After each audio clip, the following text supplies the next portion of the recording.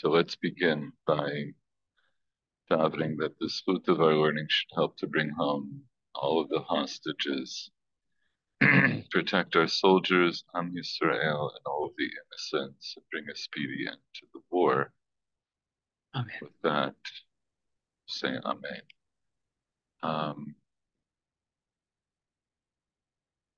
Okay, yeah, I want to continue now in the Gemara. I think what we did last week, I didn't quite finish listening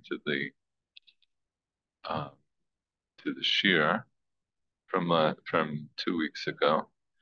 But I just thought maybe we would look for a moment before we go on at the just to review how it was in the Shulchan Aruch and review some of the things that we learned along the way. And I decided not to do the rest of the Aruch HaShulchan on the Siman, but because I think we spent 2 weeks on it, so I don't want to spend a lot more time, but I just want to review this and make sure that we understand what it is that we did. So in the Shulchan Aruch, wait, I'm sharing that screen here. So in the Shulchan Aruch, Hilchos Shabbos, Siman Reish Samech Aleph, Seif of Shulchan Aruch says, Safek Chashecha v'hu bein hashmashot, v'ayinu kedei shiur hiluch שלוש רבעי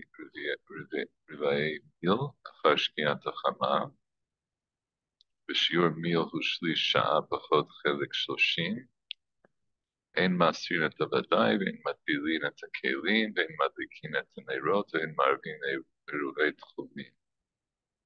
So safek chashecha, you're at a time of the day when you're not sure if it's dark, meaning you're not sure now if it's actually nighttime. So the time before that time is called Ben Hashmashot. Right? So this time of Ben Hashmashot, and in parentheses, says that's the shiur. So that would be the Ramah. It says Kedei shiur Hiluch Gimel Revai Mil Char Shkiat Chama. So you may remember the Aruch HaShulchan laid out for us that there are really three shitot regarding this time. And the first shita that we're being presented with is that Ben Hashmashot begins immediately upon sundown, meaning immediately from the time you can no longer see the sun on the horizon.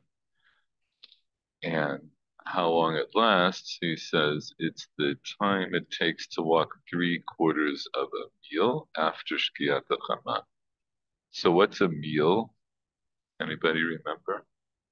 In amot, how many amot is in a mil? Michael Werner is shaking his head. Michael Schwartz. I thought it was 18 minutes. I don't remember an amot. Okay, so yeah, that's the next part. We measured out at about 18 minutes. So it's it's a span of time that's measured in distance, meaning the time it takes to walk that distance for an average person to walk that distance on an average day. So one meal is 2,000 amot. So 3/4 of a meal is how many amot? 1,500. 1,500 amot. So it's the time it takes to walk 1,500 amot after the sun goes down. In terms of the minutes, he says, Shiur mil hu shlish sha'a pachot chelek shoshim. It's 1/3 of an hour. That would be 20 minutes, minus a 30th of an hour. How much is a 30th of an hour? 2 minutes. I'm sorry, Michael Warren, I didn't hear you. 2 minutes. 2 minutes. Is that what you said? Yes. Yes. Okay. So that's it. That's where it's defined as 18 minutes. It's 20 minutes minus 2 minutes. So during that time, ein masrin et avadai, ve'en matbilin et hakelim, ve'en madlikin et hanerot, ve'en marvin eruvei tchumin. So during that time, right, we don't take maaser from any produce that is vadai.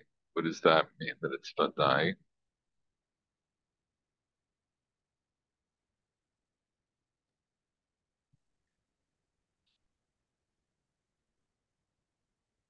If I recall, we don't know whether it's produce that was grown by an Am Haaretz, so we don't know if it was Meisered or not.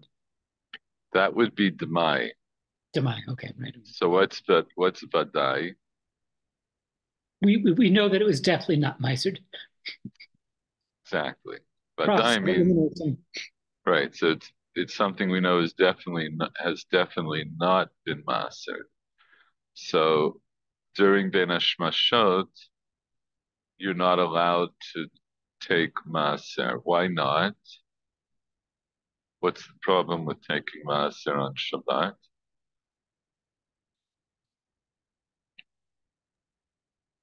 Separation. No. No, Mm-hmm. no, because it's not borer, because borer involves separating two kinds of things that are mixed together. This would let's say you have a bunch of grapes. They're all grapes. So if you take some of the grapes away, it's all grapes. Still all grapes. You're not separating one kind from another. What's the reason you can't take maaser on Shabbat? It's tikkun because you couldn't use it before Shabbat. You couldn't eat it yeah, you couldn't eat it before Shabbat. Very good. This is why I think whenever we finish Yoma, I think we're going to do Masechet Shabbat finally, which maybe we should have done to begin with. But yeah, exactly. It's tikkun, and tikkun is a malacha under. I don't know if you know this. Which malacha does that come under? There are 39 malachot. So which malacha does fixing something come under?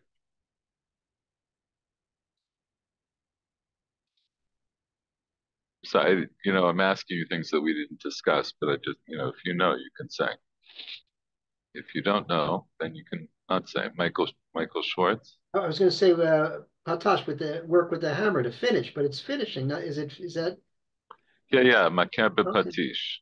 So we call that makebe patish. Makebe patish literally means hitting with a hammer, and it refers to the very final stage that you would put on a piece of metalwork, a kli that you made out of metal that you do the final shaping with a hammer. So when you finish hammering it, it's now fit for use. So anything that you do to fix something or to make something fit for use on Shabbat that wasn't fit for use before Shabbat falls under that Av Malacha. So that's the reason you can't take Maaser on Shabbat. And now we're being told you can't do that Ben Hashmashot. Because it's Safek Chashecha. In other words, I'm not sure Ben Hashmashot, it might already actually be Shabbat. So that's the one thing. Ein matbilin et kelim. We don't put kelim in a mikveh. Why? What's the reason that we would put kelim in a mikveh? There are two reasons. Mm. Why do you put kelim in a mikveh? One, if there's some issue around tuma. Very good. And second, Well, let's be more specific. If it's tameh, we don't have to blur it. It's an issue around tuma. If it's tameh and you need to use it for something that's tahor, so in order to make the kli tahor, you have to dip it in a mikveh. And what's the other reason? if these are new kelim that you bought from a non-Jew. Very good. So the first reason is not really so pertinent nowadays because we no longer conduct ourselves with those laws of Tuma and Tahara.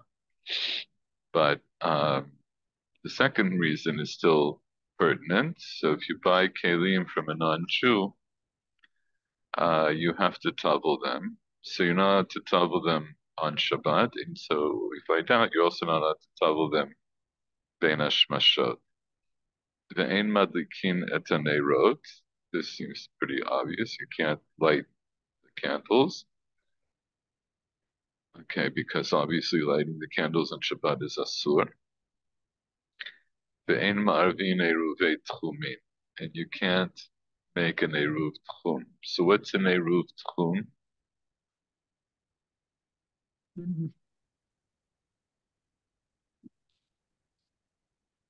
If you need to walk beyond the Tehum on Shabbat, you put some food. I forget what distance, and that allows you to watch that basically extends the boundaries of the settlement, so you can walk a bit. You can walk. Basically adds they start measuring to from where you put the food. Okay, so yeah, just to explain that a little bit more, let's back up. That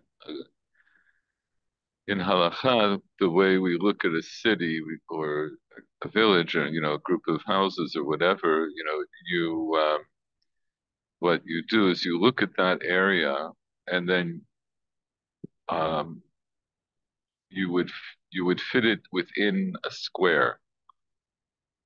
You would draw an imaginary boundary around it as if it's in a square, and then you're allowed midioraita to walk 2,000 amot, which is one meal, in any direction. But let's say you want to go somewhere on Shabbat that's further than 2,000 amot. So let's say you need to go 4,000 amot. So what you would do is you would take food, go to the end of the tchum before Shabbat in the direction that you're walking, and you would put your eruv there. And then on Shabbat, you're allowed to walk an extra 2,000 amot in that direction, but you've also now removed your permission to walk 2,000 amot in the opposite direction. So let's say if you only need to go 3,000 amot in one direction, you can put your eruv at the end of 1,000 amot and walk 3,000 amot on Shabbat. But you could still, let's say you did that to the west. It means you could still walk 1,000 amot to the east. But if you put it at the end of the 2,000 amot, then you can't walk out of the city to the east. If you see what I'm saying. So, but yes, that's eruv tchum. And Just a quick point of clarification. yeah. One cannot do multiple eruvei tehum. No, you can only do one for one Shabbat. That's just the way it is. Yeah, so nowadays, I don't know, I've never done an eruv tchum, and I don't know. I imagine that people might still do them, but it's not so common. Maybe just because people don't like to walk so much anymore. I don't know. But you know, well, that gets into a different discussion in terms of what we do nowadays. I actually did have to do the measurements for an eruv tehum once. I was actually invited to a wedding in a rural area on Rosh Hashanah, which I think that was over Shabbat. No. It's actually on Som Gedalia, which happened. I don't, which I think was on Shabbat. I don't remember what the issue was, but I actually looked at aerial photographs and then took the aerial photographs to actually people at Eretz Hemda to help me. And we were actually measuring, making squares, and we couldn't find it. We couldn't figure out a way to make it work. Yeah, I didn't know. I mean, nowadays it's altogether kind of a different reality, just because uh, what what would constitute the city is not necessarily what are the political boundaries of the city. You have to look and see uh, where people live within a certain distance. I, when we learn Eruvin, we'll get into it, right? But in other words, you could ask, okay, so like when does the city end? What if there's another house that's a few blocks away, but nobody else is around it? So there's a certain distance that has to be maintained between the houses in order for it to be considered part of the city. So to make that determination, it's not simple, and I've never done it. And like I say, nowadays I don't think people do it that much anymore. But like if you live in Jerusalem, you could really walk all over Jerusalem, even if you don't hold by the Eruv, what we call the Stam Eruv, which is Eruv Chatzerot, which allows you to carry within a certain area, even if you don't hold by that. But you can walk pretty much anywhere in Jerusalem, and even in the newer parts of Jerusalem, still not have gone outside of the tomb. So I don't know. Anyway, that's just an interesting aside. So these things we're not allowed to do ben hashmashot. So it's interesting to note, right? So we know these things because we know the Mishnah from the second chapter of Shabbat, which Ashkenazim read on Friday night, right? Of Mem Madlikin. Let's take a quick glance at that.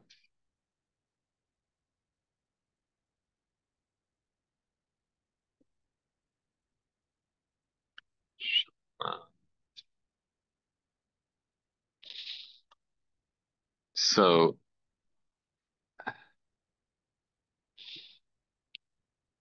Mem Madlikin, of course, deals with things you're allowed to use and not allowed to use for lighting Shabbos lights, and brings some other things that are relevant for Erev Shabbos. And we come to the last Mishnah and says, שלושה דברים צריך אדם לומר בתוך ביתו ערב שבת עם חשיכה.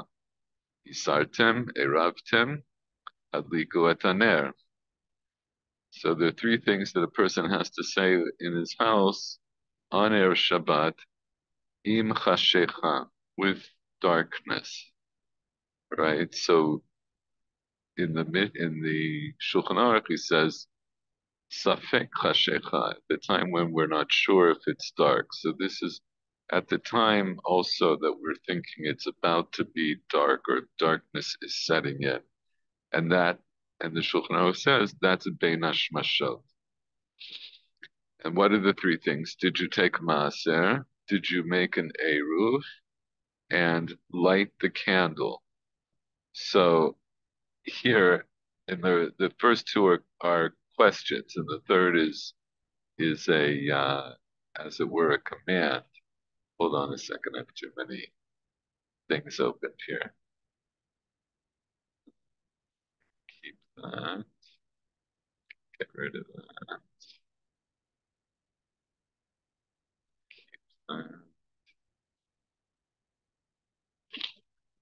Mishnah Shabbat.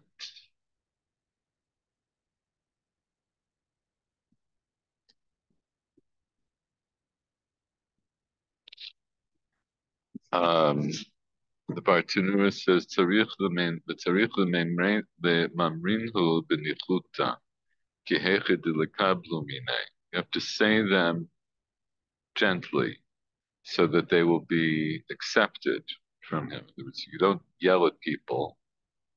You ask them nicely, especially on Erev Shabbos.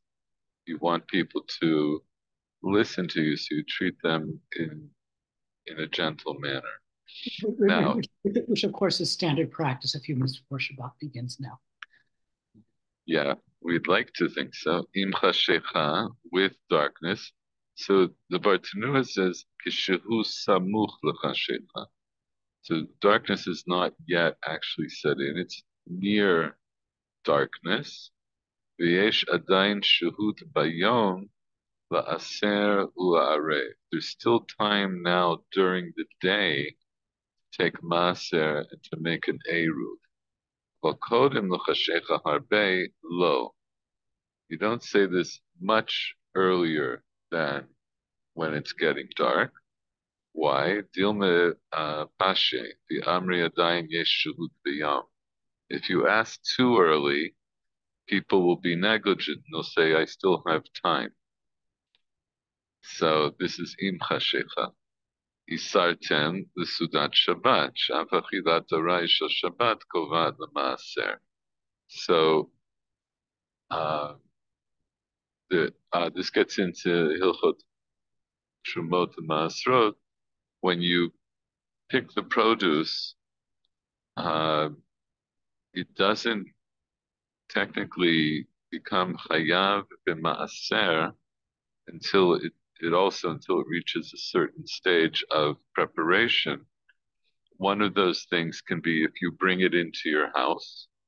If you didn't bring it into your house yet, it's not yet chayav b'maaser. But even if you didn't bring it into your house, when Shabbat begins, the Gemara says Shabbat kova'at l'maaser. Shabbat says that if you have produce that has not yet had maaser taken from it, when Shabbat sets in, it now becomes chayav for maaser.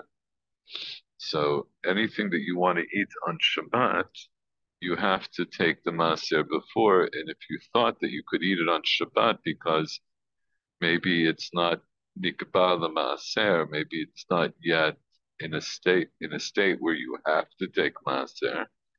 So Barton was saying that that's not true because Shabbat itself makes it chayav b'maaser. And eravtem, so Bartanur says eruvei tchumin v'chatzerot. He says eravtem here refers to both eruvei tchumin and eruvei chatzerot. L'hanitar teshayach l'memrenhu b'lashon she'ela t'shem kvar asu. So the first two, it's pertinent to say them as a question because maybe the people in the house already did them, so you can just ask them, "Did you do it?" You know, it's not pertinent to say, "Did you light the candle?" It's something you can see, so you wouldn't have if the candles were already lit, you would see them, and you wouldn't have to ask. That's why the Mishnah is phrased the way it is. The Mishnah goes on, right? It says, Safek chashecha, safek ein chashecha. So when we're not sure if it's chashecha, ein masrin et avadai, vein matbilin et hakelim, vein madlikim et haneirot, ava masrin et hademayim arvin v'tamnin et hachamin. So what are these things? Safek chashecha, mitchilat shkiyat hachama, from the time the sun goes down, kol zman shenireh kochav echad bilvad, badai yom. All the time that you can see one star,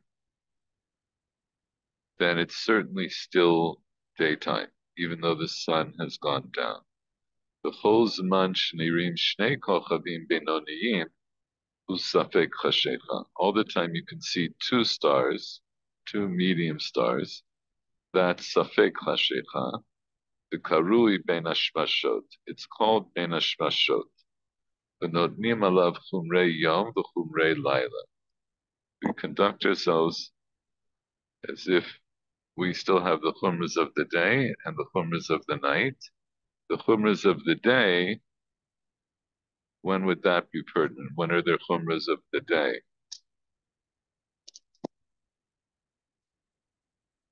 In other words, chumras of the night seems to be obvious because that's what we're talking about, right? If Shabbat comes in, then you're not allowed to light candles, you're not allowed to take maser and all of that. What's the chumras of the day?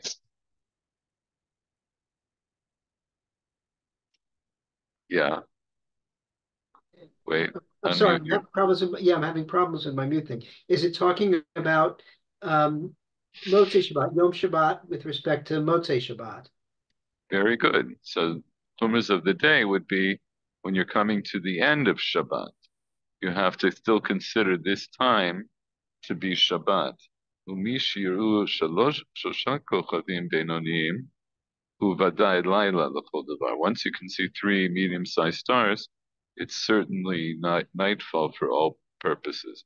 So what we see here, the Bartanura, is not like the way the Shulchan Aruch is presenting, because the Shulchan Aruch says Bein Hashmashot begins when? At sunset. At sunset. According to the Bartanura, when does Bein Hashmashot begin? Once when you see one star after the sun has gone down, When you or see when you see two stars, right? oh, Because he's when it starts, it's still Sefek. it's still it's no, he says Kol zman shenira kochav echad bilvad Oh, okay, but vadai yom. It's so that right. We saw this. This is a machlokas. This is part of this wider machlokas rishonim about how to understand the Gemara in Shabbos, the Gemara in Pesachim, and there are a couple of other Gemaras that we didn't even look at. But the Aruch HaShulchan talked about this, that according to the Rambam, he says that Ben Hashmashos begins at Shkia. And um, and he noted that it's not clear why the Rambam says this, because the Gemara sounds more like the way the Bartanura is saying it. The Gemara, based on the Gemara that we learned, it would sound like that you look at, Shkia is a relevant time to start counting. So according to the Bartanura, at Shkia, you look outside, and if you see all the time that you can see one medium-sized star, it's still definitely daytime. So it's not yet Bein Hashmashot. And once you can see two stars, then it's Bein Hashmashot, which is Safek Yom, Safek Laila. Once you see three stars, it's Vadai Laila. According to the Rambam, Bein Hashmashot begins at Shkia, and whether you see stars or not doesn't matter. At Shkia, that's the beginning of Bein Hashmashot, and that extends until the night, until you can see three stars. So part of just reminding us of what we learned. So during that time, Ein Masrina Tabadai, Ditikun Ma'al Yahu, because it's a good tikkun, right? If it does something, it does a real fixing for us. It prepares that, it makes that food fit for eating. V'afagav de'eno asur, and now this is the reason I wanted to look at the Bartanura, because you might ask, so why is the Mishnah picking out these particular things? We have 39 melachot. So why didn't it just say, you're not allowed to do any of the 39 melachot bein hashmashot? Why does it talk about taking maaser or matbilina tekelim? So before we look at the Bartanura, what would you say to begin with? Why are these the things that the Mishnah would pick out? Ein masrina tavadai, ein matbilina tekelim, ein madlikina taneirot. Why are these things that the Mishnah is concerned about bein hashmashot? These are typically things that one would do right before Shabbat comes in. Right. So these are things that either you would do them before Shabbat, or things that you would need to do before Shabbat. You might not, in other words, you might have bought a bunch of new kelim. You wouldn't say, "Oh, I'm going to do those right before Shabbat." But if you need those kelim for Shabbat, you need to know before Shabbat begins if you tavled them. And the same thing for the maaser. You don't necessarily put off doing maaser until right before Shabbat. But if you want to eat that food on Shabbat, you need to know before Shabbat sets in. And then madlikina taner is, and this is the subject of the main subject of the chapter, is because we light candles on Friday night. So those are the reasons that they're brought. But now, what's interesting to point out is that Afagav de'eno, the Bartanur says Afagav de'eno asur ela mishum shvut. So he points out that even though this is a tikkun for the food, the Easter is an Easter shvut. So what's an Easter shvut? I don't know if anybody knows because we didn't learn this, but if you learned the Mishnah Beitza, you would have learned it.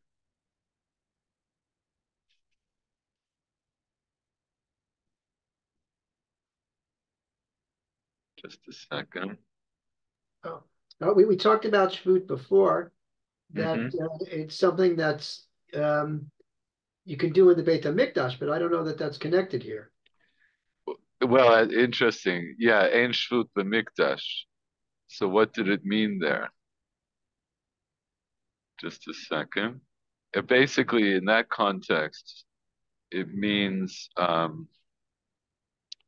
essentially it means that there are no gzerot rabbanan for the service in the Beit Hamikdash.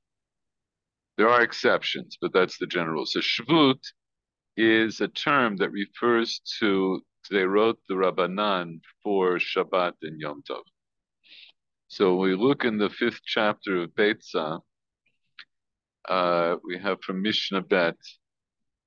Um, Boy, this is not something I had planned to do, but maybe we will take a minute and take a look. Just a second. This is the Mishnah. It's a Parakeh Mishnah Bet.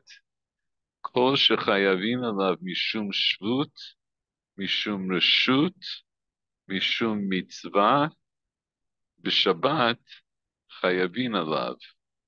I'm sorry, mishum mitzvah b'Shabbat chayavin alav b'Yom Tov. Ve'elu hein mishum shvut. These are the things that are your chayav mishum shvut. Lo olin be'ilan, right? You're not allowed to go up on a tree.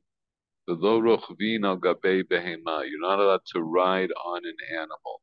Lo shatin al pnei hamayim. You're not allowed to float on the water, like swim. Lo metapchin velo sapkin velo meraktin. Those are different things that people who the mourners would do. We'll talk about in a second. So what's the shvut? The shvut is a gzeira d'Rabbanan that you're not allowed to do on Shabbos. You're not allowed to do on Yom. That any of them you're not allowed to do on Shabbos. You're not allowed to do on Yom Tov. So kol shechayavin alav, the Bartanur says shasru chachamim la'asato b'Shabbat mishum shvut. You're not allowed to do them on Yom Tov. Oh, mishum reshut. So there are 3 categories. There's shvut, there's reshut, and there's mitzvah. And they're all through so what are each of the categories? So mishum reshut, what is reshut? Sheyesh bo k'tzat mitzvah, aber lo mitzvah gedola. It has a little bit of a mitzvah associated with this act, but it's not a big mitzvah. The karov hu liyot davar hareshut, so it's close to being something optional. V'yesh bo isur midivrei sofrim, but midivrei sofrim, in other words, midrabanan, it's considered to be asur. So what are the things mishum reshut? Lo danin, we don't have a din Torah. Velo mikadshin, you're not allowed to betroth. Velo chotzin, velo miyabmid. You can't do chalitza or yibum. What's mishum mitzvah? Oh, mishum mitzvah. Oh, sheyesh bo mitzvah mama. So those things. In other words, we understand. In other words, having a din Torah, it's a halachic pursuit, and being mekadesh is also a halachic act. But we don't allow you to do them on Shabbos, and therefore you're not allowed to do them on Yom Tov.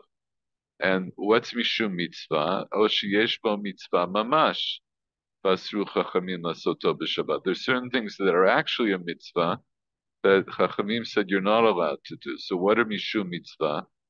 Lo makdishin, velo ma'arichin, velo machrimin, velo magbin truma maaser.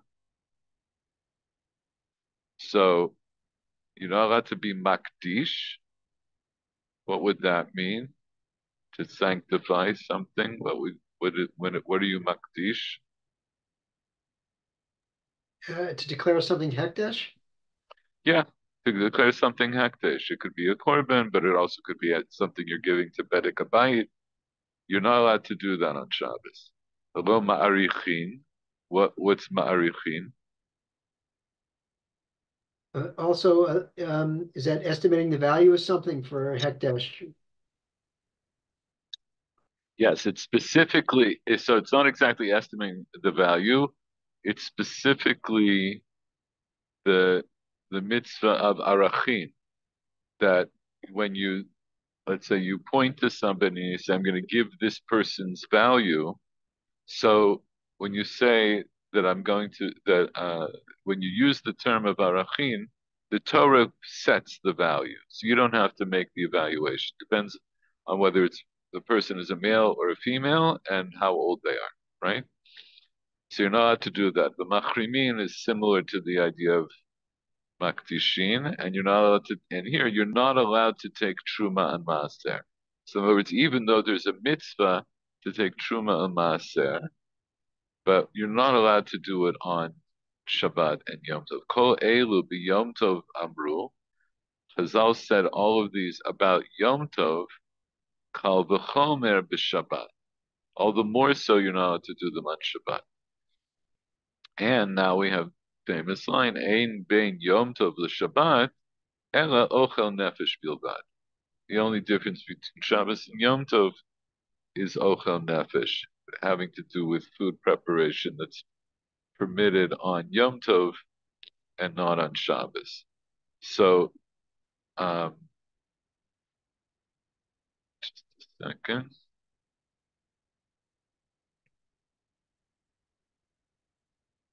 Okay. Michael Werner, are you still with us?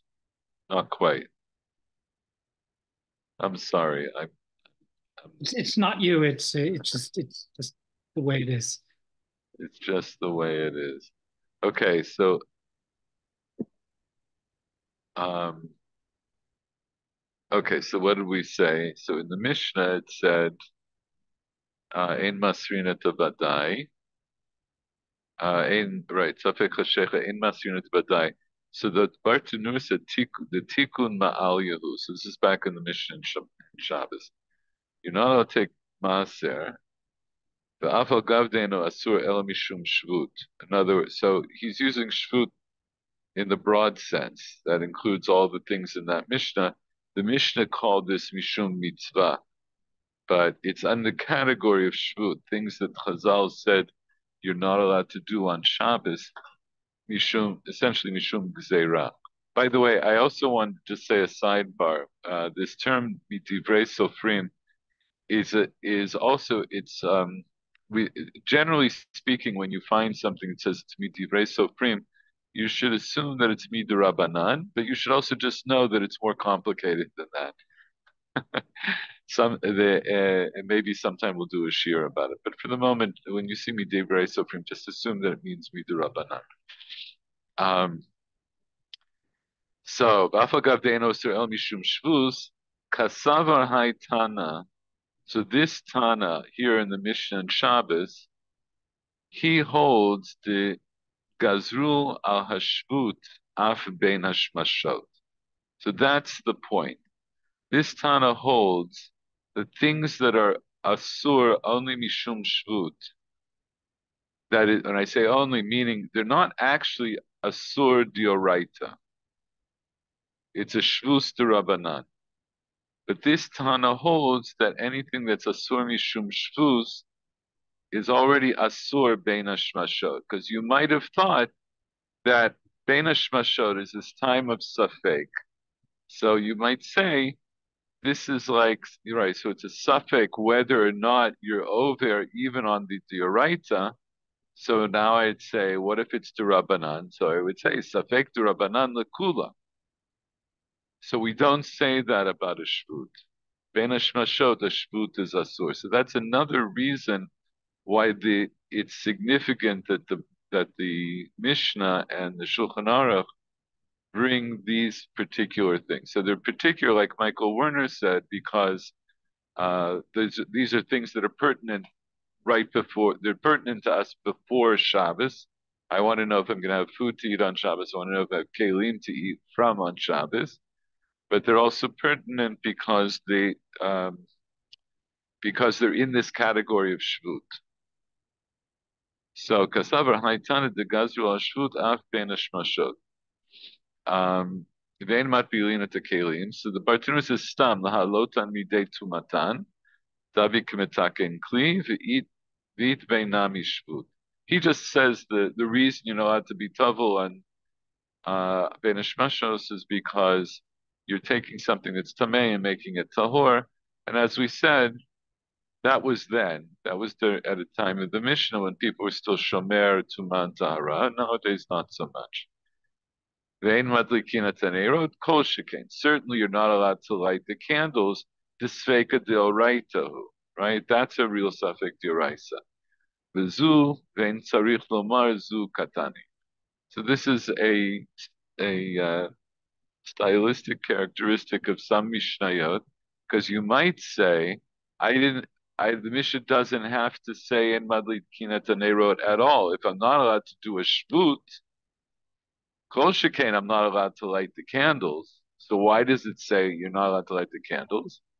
So it's a style. It's zu ve'en tzarich lemar zu, right? It's not only this, and I didn't even have to say this, right? Not to mention this. And if you ask, so it's very nice that that's a style that the Mishnahs were written, but what? But why Bechol did they write like that? Um, my personal opinion is just also that it's part of the mnemonic. It's part of the way of remembering what we're talking about. So then, if I say ve'en madlikina taneirot, so let's say I remember that there are three things here. So ein ma'asrin ve'en matbilin. Actually, there's more, but whatever. However many, because there's also well, in the mission, there's only those two things, right? Um, it's maybe just part of the mnemonic. It's part of the way of remembering. Barabotai pirshu, but my teachers taught. They explained. Vein madlikina teneirot. What does that mean? Ein omrim nachri lahadlik. You're not allowed to tell a non-Jew to light. And actually, we don't hold that way.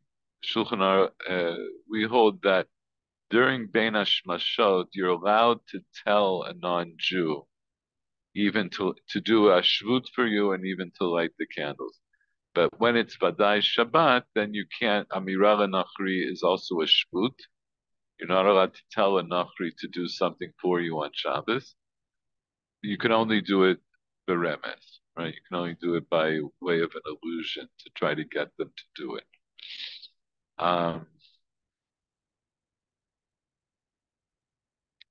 So we did that Mishnah in the context of what we were learning in the Shulchan Aruch. So let's go back to the Shulchan Aruch. So now we see Safek Chashecha B'hu Ben Hashmashot. And that's the time it takes to walk 3/4 of a meal, which is 18 minutes. Ein masrina tavadayin, matbilina kelim, mein marvin eruvet tchumin, specifically eruvet tchumin, because there's a dioraita issue with eruv tchum. Of a masrina tadamai, tomnina tachamin, marvin eruve chatzerot. So I don't, all of these other things, I katmanat chamin, I think we'll get into another time. But basically, right, that you're allowed to put something. I don't think we've ever discussed hatmana. It's a din in Hilchos Shabbos. Wait a second, I'm gonna keep losing my place here. Hold on. I thought I had this.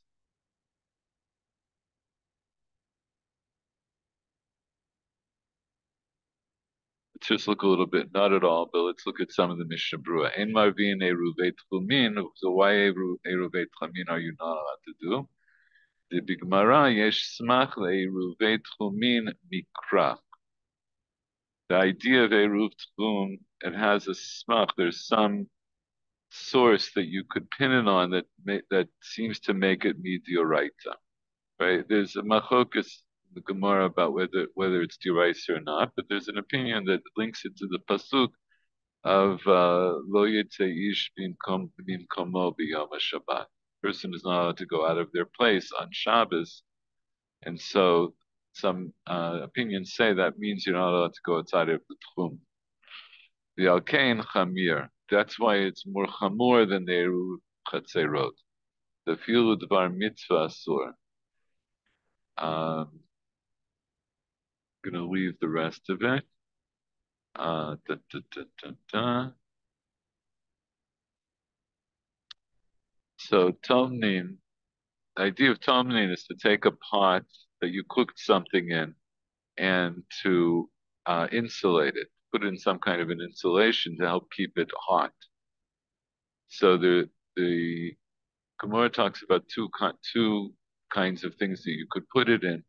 One is to be tomein b'davar shemosif havel, meaning you wrap it in, or not necessarily wrap it, you put it within something that will continue to make it hot. So that would be like if you wrap it in something that, or you put it in something where it's surrounded by coals.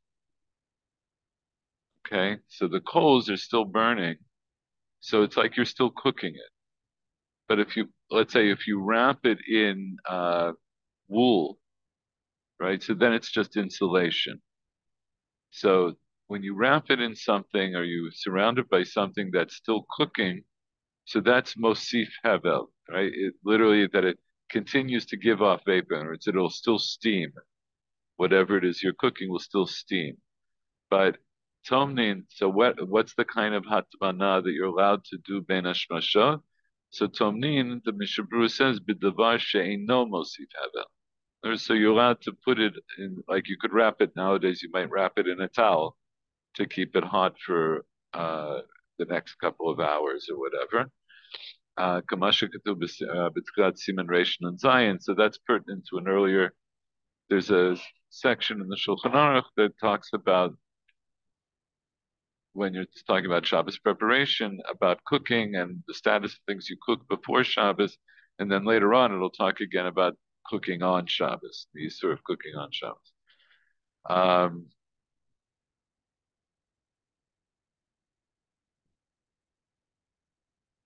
Okay, I think we'll skip the rest of that. Shulchan Aruch. The main reason I mean, I'm glad that we did this also, because I should clarify, but the main thing I wanted to get across here is just to remind us of the different approaches to the times. You know, Michael Werner, I was going to suggest to you that if you chew on something while we learn, it helps to keep you awake, and it's completely fine with me if you do. I would do it also, but I have to talk. Um, so thank you for that. So let's just finish off what he says here. Mutar lomar le'eno Yehudi bein hashmashot la'adlik ner letzorech Shabbat. So during bein hashmashos, you're allowed to say to the non-Jew to light the candles or light any lights that you need for Shabbos. וכן לומר לו לעשות כל מלאכה שהיא לצורך מצווה, או שהוא טרוד ונחפז עליו. You can tell a non-Jew, bein hashmashos, to do any malacha that's right l'tzorech mitzvah, that you need to do for some kind of mitzvah, or that you're preoccupied and let's say worried about.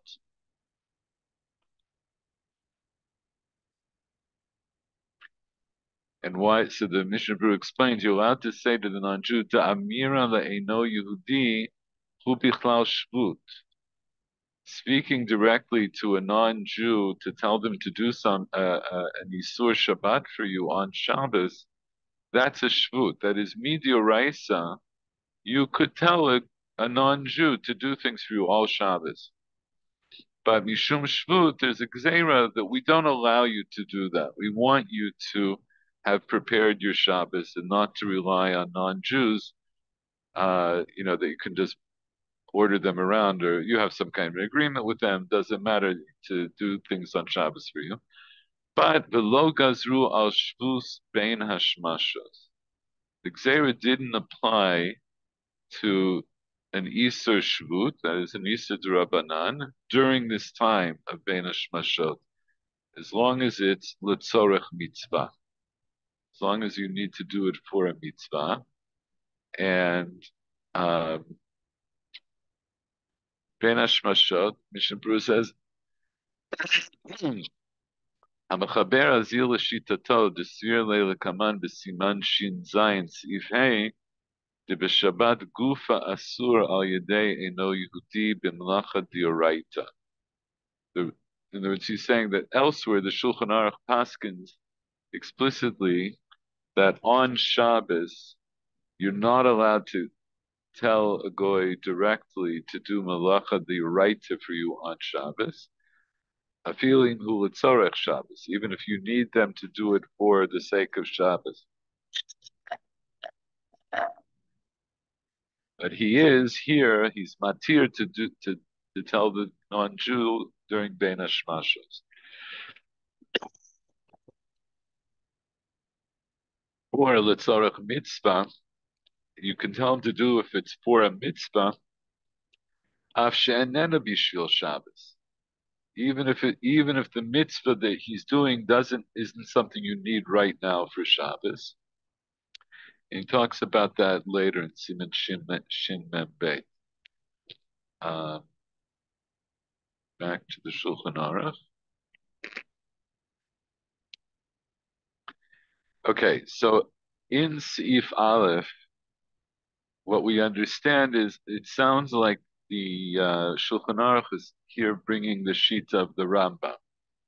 And the sheet of the Rambam regarding the time is that Bein Hashmashos begins with Shkia. And it ends when you see 3 stars. He doesn't here talk about the stars. He talks about it later. Here, he just says Bein Hashmashos begins at Shkiat HaChama, and it's 18, and it extends for 18 minutes essentially. Then we get to this, the next shita. This is the shita of Rabbeinu Tam. So, what was the shita of Rabbeinu Tam? I'm not going to test you unless you can answer it. Does anybody remember? No. Okay.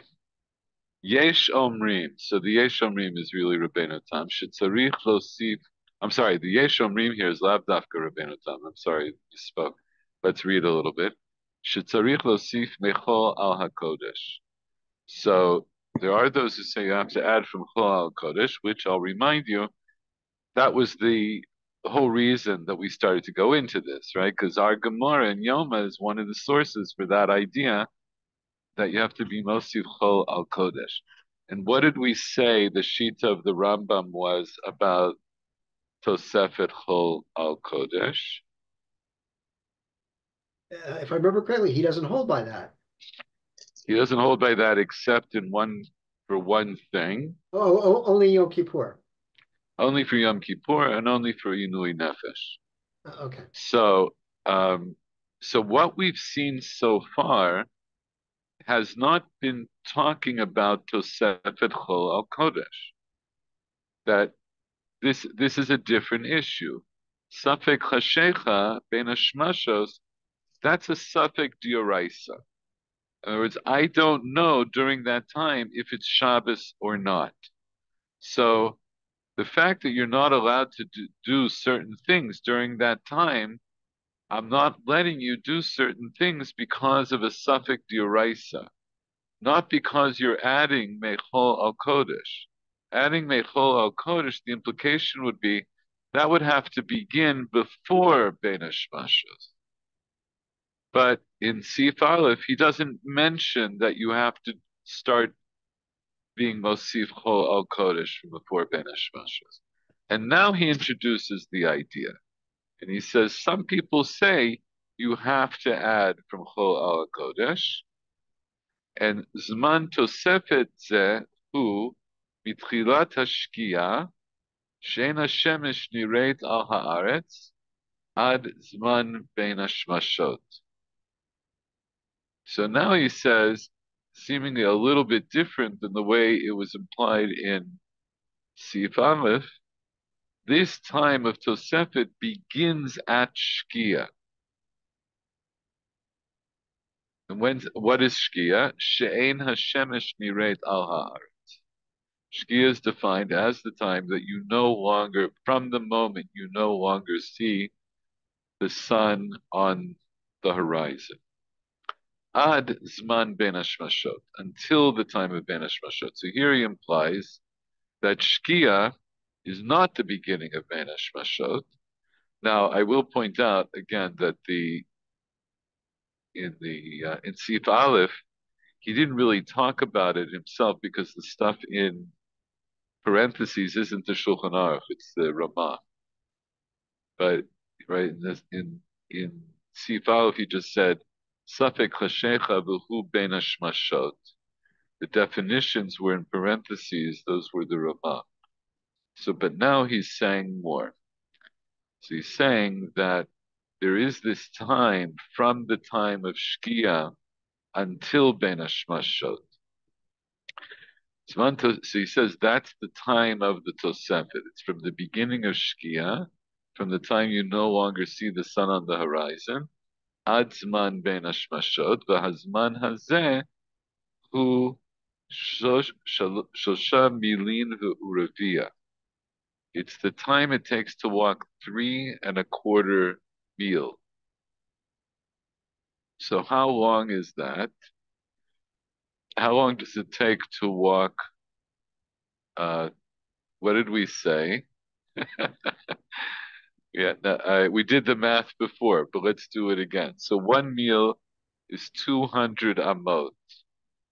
We said in the parentheses in Sif Aleph, we said the time it takes to walk 3/4 of a mil is 18 minutes. Oh wait, hold on a second. No, I'm wrong. The time it takes to walk 1 mil is 18 minutes. Shiur mil hu shlisha pachot chedek shoshim.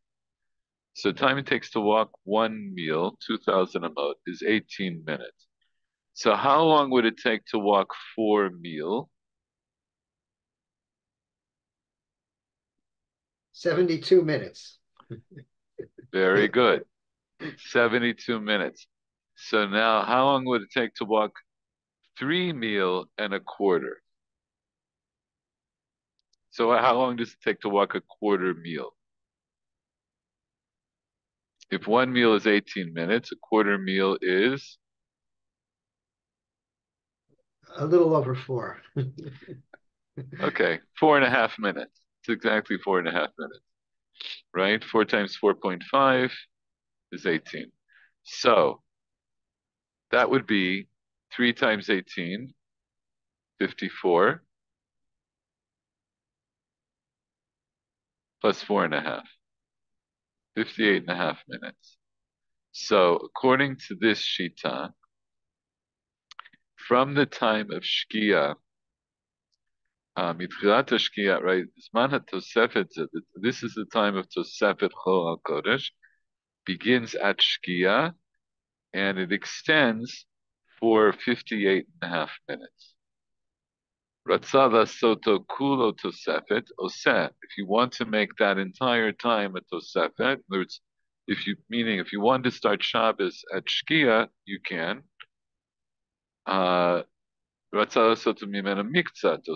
If you want to just do part of it, in other words, during any time of this duration of 58.5 minutes, you can start Shabbos.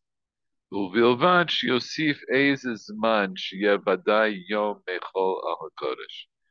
long as you're adding on some time when it's still definitely day. B'shiur zman ben hashmashot hu shoshet revi'ei mil shehem mahalach elef tavkuf amot. And then the time of ben hashmashos is 3/4 of a meal, and that's the time it takes to walk 1,500 amot. So that would be 13.5 minutes. That's the whole time of Ben Hashmashah before the nighttime. Okay, so this is the Shita of Rabbeinu Tam. And the reason for his Shita, just to remind you, is there's a Gemara in Masechet Psachim that says that this time of Ben Hashmashah, that this time extends for the time it takes to walk for meal from the time of Shkia until the end of the day, until it's Vadai Laila. So, without going back through the whole argument again, but according to Rabbeinu Tam, that means how do I reconcile? He wanted to know, how do I reconcile this idea that you have this time that extends essentially for 72 minutes from Shkia until nightfall, with our Gemara in Shabbos that said that that essentially said Ben Hashmashos is a much shorter amount of time. So he says what it means is there's Shkia, there's like first Shkia, which is when you no longer see the sun on the horizon, and then there's a second Shkia when the light from the sun has essentially gone away on the horizon. And so, and the time measurement that we're giving, the Aruch HaShulchan pointed out, all of these times are based on essentially Eretz Yisrael or Babel or rough area of the world, not necessarily in other parts of the world. But so it means, according to Rabbeinu Tam, from the time of Shkia, you actually have a period of time that's 58.5 minutes long, during which at some point before the 58.5 minutes, you have to add on some amount of time where you start Shabbos. And then once the 58.5 minutes is over, then you have Ben Hashmashot, and all of the dinim that we learned about Ben Hashmashot apply then. But until then, it's Vadai Yom. It's actually still daytime, but it's a time that's Ra'ui for Tosefet. So according to the people who say that you do have to have Tosefet Shabbat, and according to Rabbeinu Tam specifically, that would be the time that you would add on. Just a second. So how much time, like what's the minimum time that you would have to add on, right? It says like it could be from Shkia or any time in between. So the Mishnah Berurah says Ezes man, as long as you add some amount of time. It's not enough to just do a little bit. Like you could say 2 seconds before I'm starting Shabbos. You need a little bit more.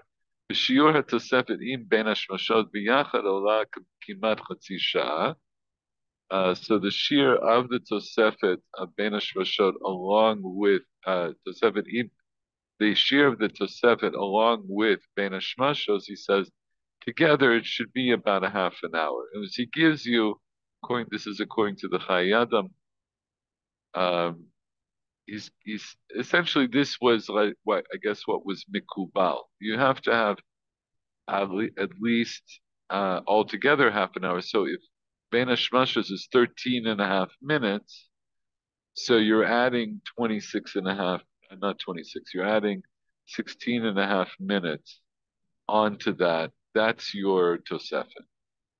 But you can add on more. Anyway, what we saw in the Aruch HaShulchan is he said that so essentially we're not makil like Rabbeinu Tam in Knesset Shabbat, but there's a minhag to be machmir like Rabbeinu Tam b'Yitziat Shabbat, because according to Rabbeinu Tam, uh, Shabbos will not end until 72 minutes after Shkia. So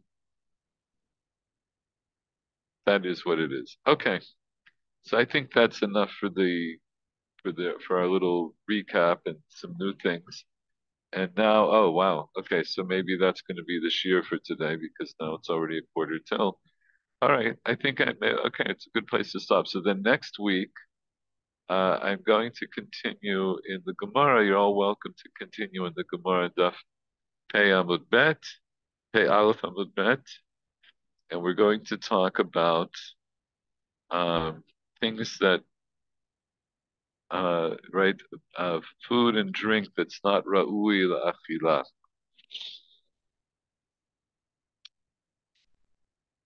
Okay?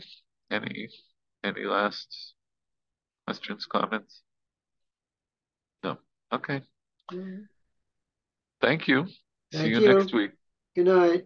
Thank Good you. night. Bye bye. Bye bye.